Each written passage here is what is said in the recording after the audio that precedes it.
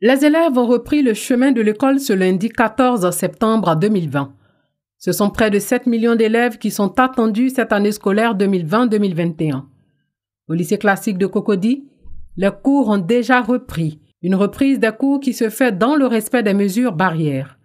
La rentrée scolaire est subdivisée cette année en 2 semestres.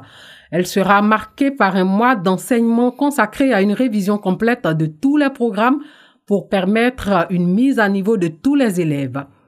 Le premier semestre s'étend du lundi 14 septembre 2020 au vendredi 22 janvier 2021. L'arrêt des notes de ce premier semestre est prévu le 22 janvier 2021. 4 membres d'une famille sont morts dans un incendie ce matin dans la commune de Koumassi. Les témoins racontent. On était là. On s'est réveillé à 4h30. On a commencé à prier. Et lorsqu'on a prié, on a fini de prier, on était assis au salon. Quand on était au salon où ma soeur était dedans, ma petite soeur était là. Un coup on a attendu. Bim. Le feu, ils étaient en train de préparer. Donc le feu a pris, gaz l'a pris au coup. Le feu nous suivait. Et on a commencé à crier au secours, au secours, sauvez-nous, aidez-nous. Aux environs de 3h30, 4h du matin, on entendait les bruits avec les cris. On est sorti, voici le feu, incendie. Comment faire? Les portes étaient verrouillées. Pour rentrer même, c'était un problème. Donc on a fait appel aux gens du quartier et puis les voisins de la cour qui sont venus nous aider. On a défoncé la porte et d'autres qui étaient déjà à la porte là, ou bien à la cuisine étaient en train de préparer, ils sont sortis. Maintenant il y avait d'autres encore dans les chambres qui dormaient et on devait les secourir. Comment faire? Donc on luttait jusqu'à le feu de l'autre côté vers la cuisine, on a pu éteindre. Maintenant il y avait un feu au salon ici qui brûlait à vif à lui-même, qui était fort. On a pu sauver quelques-uns qui sont brûlés, entièrement brûlés. Mais ils ont survécu quand même, mais on a eu 3 morts.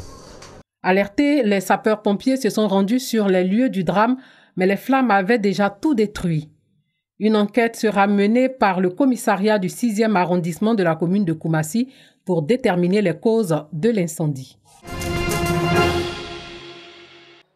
Mosquée Yoruba dans la commune d'Abobo. Le Conseil des imams et des guides musulmans nigériens en Côte d'Ivoire a pris pour la paix à la veille de l'élection présidentielle prévue pour le 31 octobre prochain.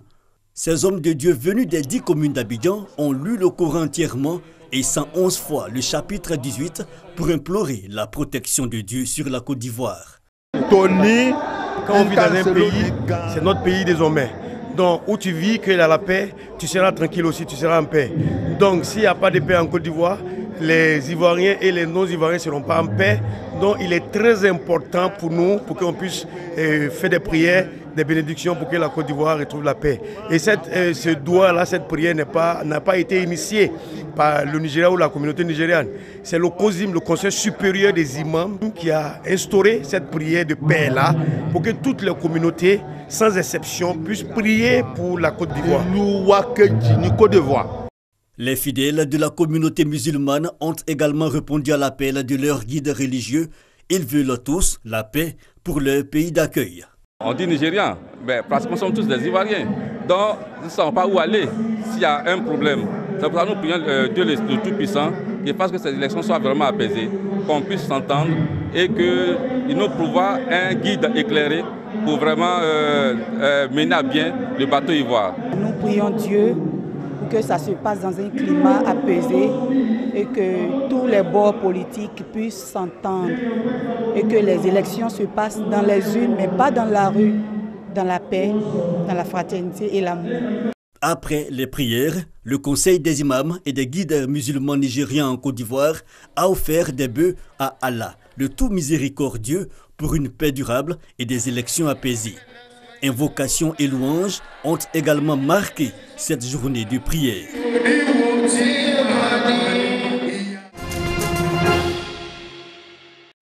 Indonésie. D'un bateau à l'autre, l'odyssée de l'enfer de 300 réfugiés Rohingyas.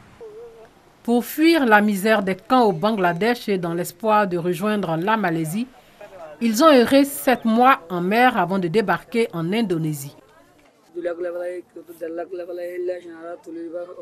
On a payé environ 2028 € aux passeurs avant de monter à bord du bateau qui était censé se rendre en Malaisie. Mais les contrebandiers nous ont envoyés sur un bateau sans moteur et on est finalement arrivé ici en Indonésie. Ils nous donnaient une poignée pleine de riz une fois par jour. Si on en demandait plus, les morts nous battaient. Dans cette torture mentale, on a atteint l'Indonésie après 7 à 8 jours.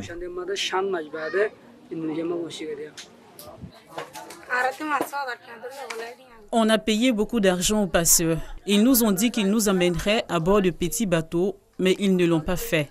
On a souffert du manque de nourriture, d'eau. Beaucoup sont aussi morts en route. Pour leur soutirer plus d'argent, les passeurs ont retenu les migrants à bord. Des réfugiés ont été battus à bord. Ils ont été abandonnés sur de petites embarcations juste pour dériver avec peu d'eau et de nourriture. De plus, les réfugiés qui sont autorisés à débarquer, ce sont ceux dont les familles ont payé.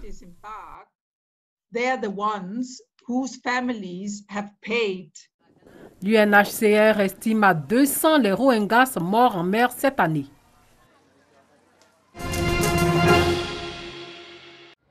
À Kaboul, l'espoir de tout un peuple. Toute guerre se termine par la paix. Il ne fait aucun doute que la guerre en Afghanistan se terminera aussi par la paix. Les Afghans attendent beaucoup de pourparlers entre talibans et gouvernement. L'Afghanistan est un pays déchiré par la guerre. Nous avons connu la guerre pour différentes raisons au cours des 40 dernières années. Je pense que c'est une grande opportunité, que ce soit une guerre civile ou pas.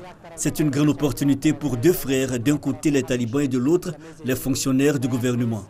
Ils sont tous deux assis autour de la table des négociations et vont régler le conflit face à face sans l'intervention de pays extérieurs. Les deux parties sont réunies dans un hôtel au Qatar, une rencontre pour aller de l'avant en présence des États-Unis.